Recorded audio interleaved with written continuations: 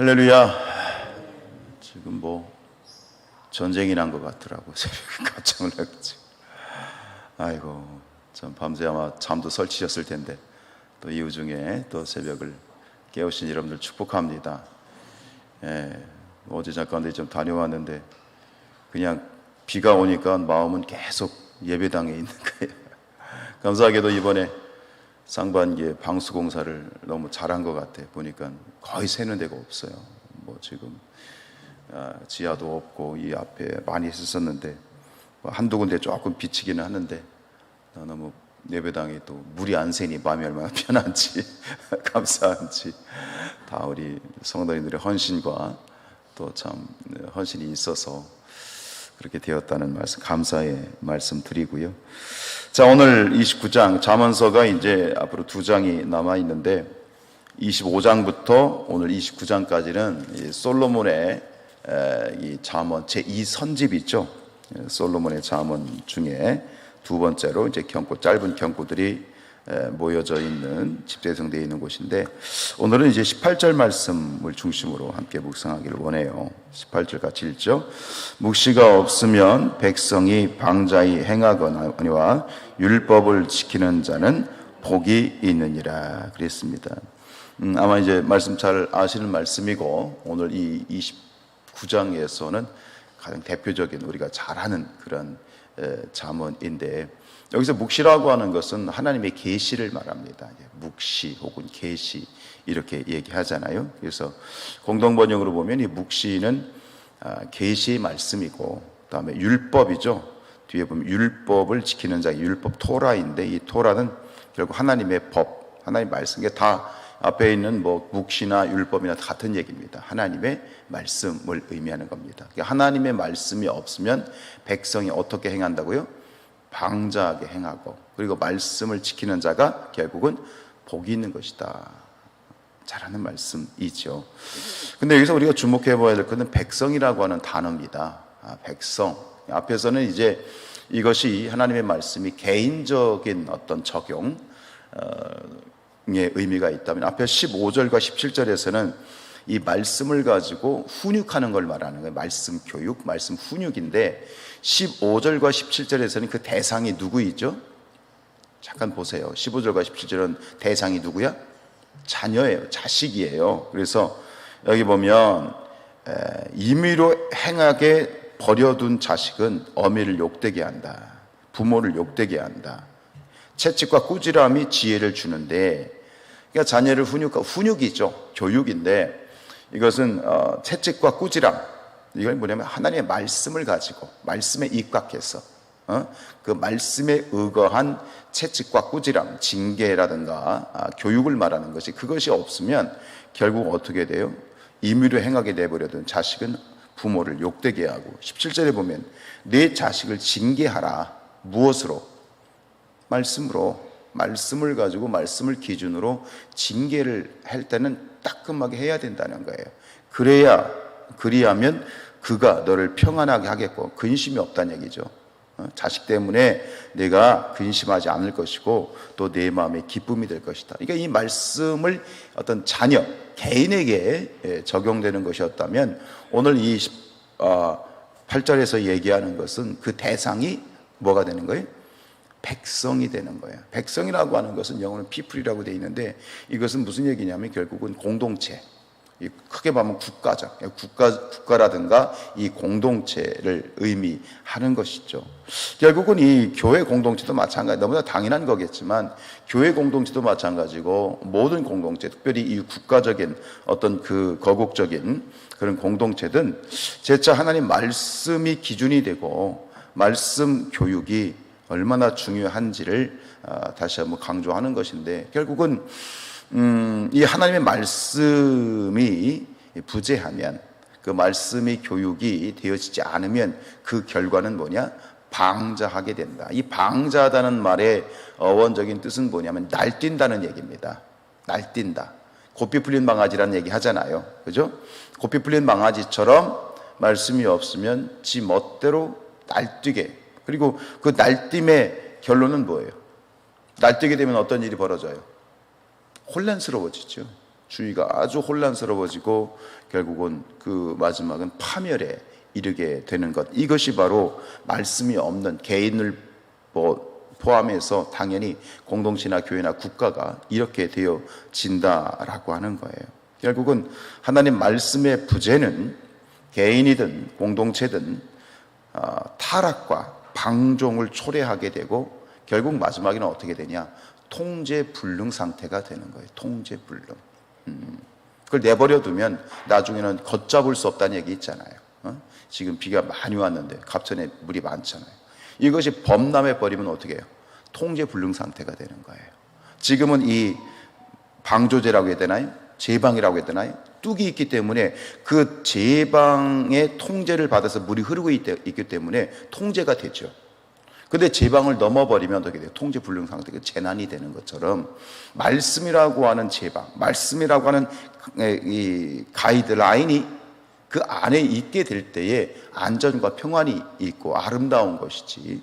우리 삶에 있어서의 하나님 말씀이라고 하는 것은 결국 이 말씀이라고 하면 결국 그것은 우리를 속박하거나 억압한다고 생각하는 그런 아주 미성숙한 신앙인들이 있는 것 같아요. 말씀은 우리를 속박하거나 우리를 통제하기 위해 있는 게 아니에요. 말씀은 우리에게 안전을 주시고 평안을 주시고, 그죠? 그것이거든요. 말씀을 단순히 말씀이 막 나를 억누르고 옥죄고 감시하려고, 아니요. 그것은 결국 우리에게 평안과 위로와 행복과 번영을 주는 것이다. 이런 하나님의 뜻을 우리가 알아야 되죠.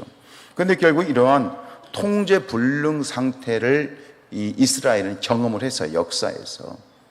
말씀을 벗어나서 결국은 말씀이 없이 방자히 행하다가 국가적인 통제불능 상태가 돼서 결국은 그 결과가 뭐예요? 그것이 바벨론 포로로 잡혀가는 그런 재난이 됐죠. 그 국가적인 이 통제불능 상태를 살았던 이스라엘의 역사가 언제입니까? 그것을 소위 무슨 시대라고 얘기합니까? 사사시대라고 얘기합니다. 약 400년의 이 역사를 바로 이 말씀이 없어서 백성들이 방자히 지 멋대로 지 속인에 오른 대로 살다가 결국은 통제불능 상태가 된 그 시대, 이게 바로 사사시대입니다. 사사시대의 문을 열었던, 사사시대를 이제 설명하는 그러한 말씀이 사사기 2장 10절인데 함께 여러분들 보셨으면 좋겠어요. 우리 한번 펴보세요. 사사기 2장 10절. 사사기를 신약에서 찾으면 평생 못 찾아요. 아시죠? 예, 사사기는 구약에 있어요. 사사기, 룻기, 사무엘상하 이렇게 지나가 사사기 2장 10절. 찾으셨으면 아멘. 같이 읽습니다. 사사기 2장 10절 시작. 그 세대의 사람도 다 그 조상들에게 돌아갔고 그 후에 일어난 다른 세대는 여호와를 알지 못하며 여호와께서 이스라엘을 위하여 행하신 일도 알지 못하였다 그랬어요. 자, 보세요. 여기서 여러분 눈에 어떤 단어가 뜨이는지 모르겠어요. 근데 여기서 주목해야 될 단어는 다른 세대입니다. 다른 세대. 몇 줄을 치세요. 자, 그 세대의 사람도 다 조상들에게 돌아갔다는 것은 이 그 세대의 사람은 뭐냐면 출애굽 2세대, 3세대입니다. 1세대는 광야에서 다 죽었잖아요. 그러니까 광야 출애굽 2세대, 출애굽을 했는데 아직 미성년자라든가 혹은 그 사막에서 광야에서 태어난 사람들, 그 사람들이 어떤 과업을 이루었죠? 가나안 정복을 이루었죠. 그런데 가나안 여호수아와 같이 가나안 정복을 이루고 이제 정복을 다 완성했어요. 완성했고 바로 그 세대가 조상들에게 돌아갔다. 하나님과 동행을 했고 하나님의 이적을 체험하고 하나님의 놀라운 일들을 아는, 삶에서 직접 하나님을 체험했던 그 세대가, 그리고 그들이 가나안 정복을 이루고 다 죽었어요. 조상에게 돌아갔다는 얘기가 뭐예요? 죽었다는 얘기예요. 수를 다해서 죽었는데 그 다음 그 세대, 그 후에 일어난 세대, 그죠? 이 사람들 누구는 출애굽 4세대입니다. 그 후에 일어난 세대가, 그들은 특징이 뭐예요? 여호와를, 하나님을 몰랐어요. 그리고 하나님께서 이스라엘을 위하여 행하신 일, 광야 출애굽이라든가 광야에서 행해졌던 수많은 만나와 메추라기, 불기둥과 구름기둥, 뭐 이런 어떤 무리바의 물 사건, 매출하기 사건, 이런 데를 몰라요. 근데 저는 너무나도 놀랍게 본 건 그들을 지칭하는 말이에요. 여러분, 지금 세대가 가고 우리는 무슨 세대가 온다고 해야죠? 지금 세대 말고 다음 세대, next generation이라는 말을 써야 돼요. 다음 세대, 다음 세대. 근데 다음 세대가 아니라 여기서 무슨 세대라고 했어요? 다른 세대, another generation이라는 말을 써요. 여기서는 당연히 next, 다음 세대가 돼야 되는데 이 표현이 너무너무 무서운 거예요. 저는 다음 세대가 아니라 아예 다른 세대가 됐어요. 이 다른 세대가 뭐냐? 이게 사사기 400년의 이스라엘의 암흑기, 통제불능한 암흑기의 주인공들이 되는 거예요. 그 문을 열어놓는 사람들이 된 거예요. 저는 이제 특별히 이제 목회 처음부터 강원도에서 정선에서 목회할 때부터 하나님께서 참 이 그 자녀들 다음 세대에 대한 익산에서나 부평에서나 마찬가지예요. 계속 이 교육적인 부분에 있어서 교육 목사로 이제 그렇게 하나님 써주셨는데 저는 이 말씀을 이렇게 묵상하면서 오늘도 마찬가지예요. 여러분들의 자녀들이, 여러분들의 손주, 손녀들이 다음 세대 혹은 우리가 얘기하는 것처럼 예수 세대, 그죠?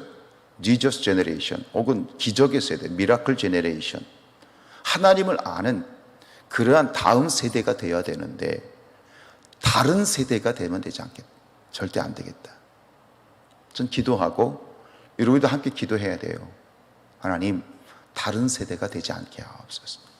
근데 보면 지금 안타깝게도 믿음의 우리가 믿음을 가지고 기성세대가 믿음을 가지고 있음에도 불구하고 우리의 자녀들이 하나님하고는 멀리 떨어져 있는 삶을 살아가는, 결국 이 다른 세대의 특징은 뭐냐면 여호와를 알지 못해요. 여호와를 알지 못한다는 얘기는 뭐예요? 하나님의 뭘 모른다는 거예요? 말씀을 모른다는 거예요. 말씀을 모른다는 거예요. 그럼 똑같은 거예요. 잠언서 말씀하고 똑같은 거예요. 하나님의 이 말씀, 계시, 묵시를 모르면 방자에 행하게 돼요.